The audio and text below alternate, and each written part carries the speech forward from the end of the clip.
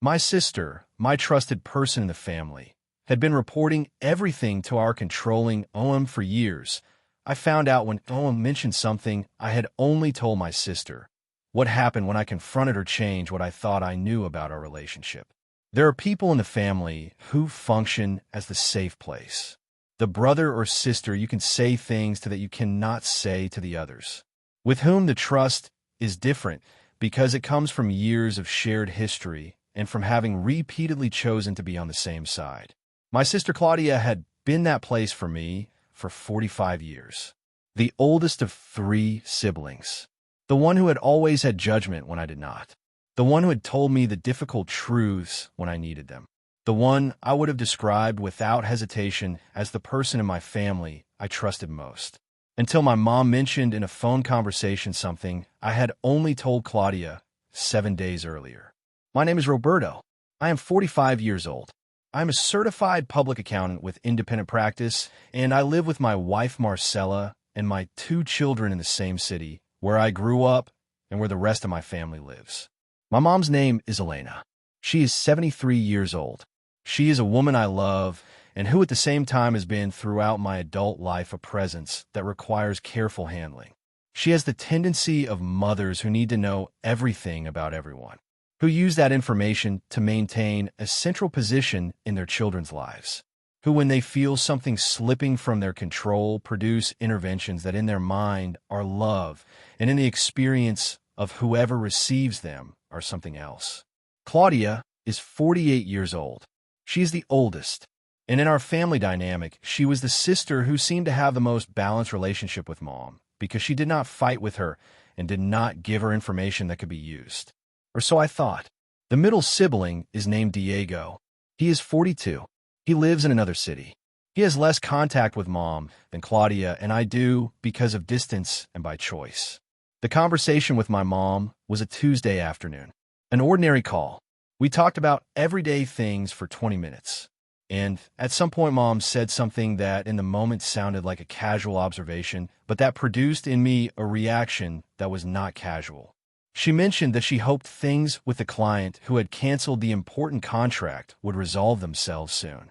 I went quiet for a moment. I asked her how she knew that. She told me she had heard something. I asked what she had heard and from whom. She changed the subject. I did not change it with her. I insisted. She told me Claudia had mentioned that I was going through a difficult moment at work. What my mom called a difficult moment at work was a specific financial situation I had told Claudia about with the detail of someone who trusts that what they say stays between them. It had been a long conversation. There had been numbers. There had been the kind of vulnerability you only share with someone when you believe that space is safe. That conversation had been 7 days earlier, and 7 days later my mom had it. I hung up with my mom with the courtesy of someone who is processing something and who needs to end the conversation before the processing becomes too visible. And I was left with that piece of information processing. It was not the first time Mom knew things I had not told her directly, but it was the first time the transmission chain was so identifiable. 1 week, one specific conversation, one very particular detail. Only Claudia knew it. What I did in the days before talking to Claudia was the same as in other difficult situations. Think before reacting. Review backward. Were there other instances where Mom had known things only Claudia could have shared? When I started looking with that specific question, the answer was uncomfortable. 2 years ago, Mom had called Marcella to ask about an argument Marcella and I had told Claudia about in those days. A year ago, Mom had made a comment about a business decision of mine I had been considering and had discussed with Claudia before deciding. 6 months ago, Mom had known we were considering changing the children's school before we had told anyone other than Claudia. The pattern was there.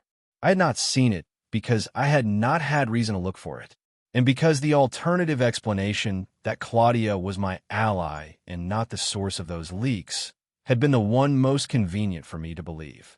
I called Claudia and asked her to meet. I told her it was about something important. She asked whether I was okay. I told her I needed to see her in person. We met Saturday at her house. When I arrived, she received me with coffee. I sat in her kitchen where we had hundreds of conversations. And I told her what Mom had said. I told her the only person who knew that detail was her. That I needed her to explain how it had reached Mom. Claudia did not deny it immediately. What she did was look down at her coffee for a moment, and that moment told me what she was going to say before she said it. When she spoke, she told me she was sorry, that she had talked to Mom about what I had told her, that she had not thought of it as a betrayal. That with Mom, she had had that kind of conversation for as long as she could remember. That Mom asked and she answered. I asked whether that was new or whether it had been going on for a while. She looked at me. She told me it had been going on for a while. I asked how long. She told me she did not know exactly, that a long time. What Claudia told me over the following hour was the most disorienting process of my 45 years of family life. Not because what she told me was dramatic in itself, but because what she described reorganized backward a number of events I had interpreted one way and that now had a different explanation. She told me the dynamic had started much earlier than I had seen it as a dynamic. That as a child, Mom would ask about what the younger siblings were doing, and she would answer because at the time she experienced it as normal. That when we reached adulthood, the pattern had continued in a way she also had not questioned because it was installed before she had the tools to question it. That Mom would ask about Diego and about me with the tone of someone who was concerned. That she would answer with the tone of someone updating a concerned mother. That somewhere she had known that what she was doing had consequences, but had rationalized it in ways that at the time seemed reasonable to her. I asked her whether she had thought about what those conversations produced in me. About the times Mom had called with information I had not given her. About the feeling of not having a private space in my own family. Claudia took a while. She told me yes, that she had thought about it. That there had been moments where she had had discomfort about what she was doing and that discomfort had not been enough to change it.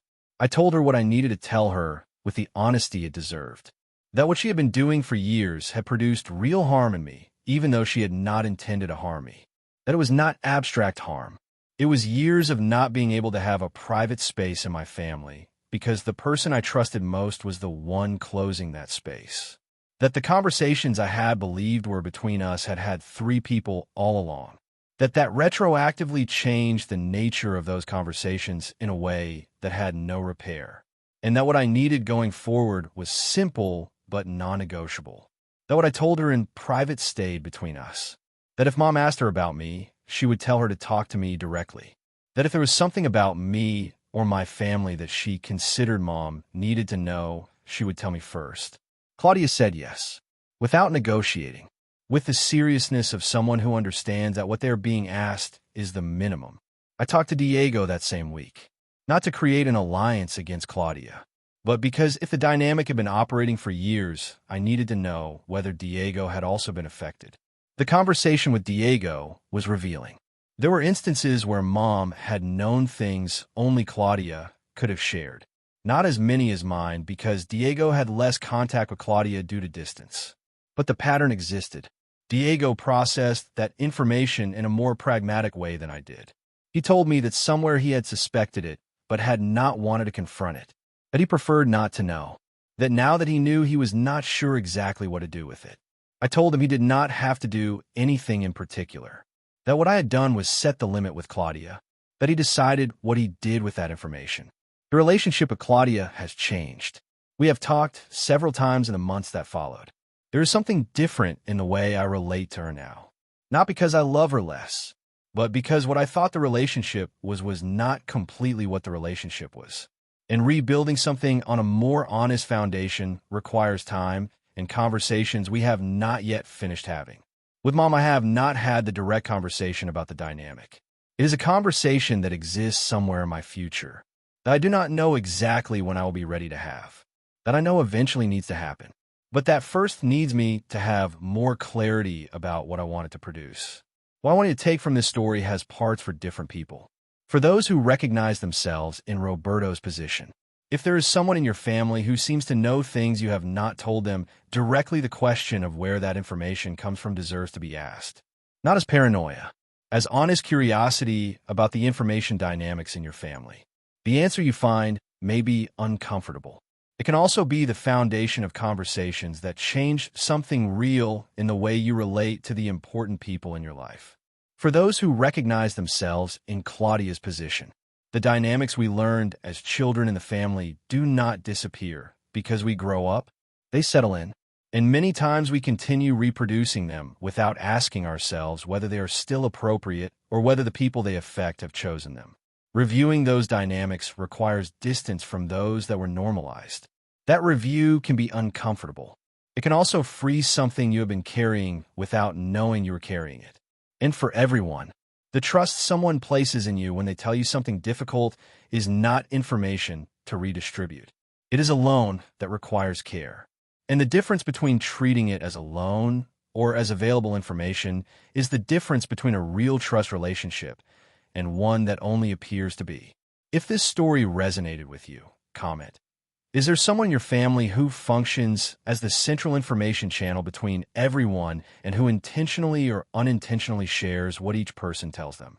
Like if you believe information dynamics within families are as important for family health as direct communication dynamics. Subscribe for more real stories. Share with someone who is navigating a complicated family dynamic where information circulates in ways they did not choose. Reflection to take with you. The family dynamics that installed themselves when we were children are not inevitable when we are adults. You can recognize them, name them, and change your participation in them. That does not always change the other people, but it always changes what you are choosing to do. And that change, even if it is only yours, is enough for something to be different.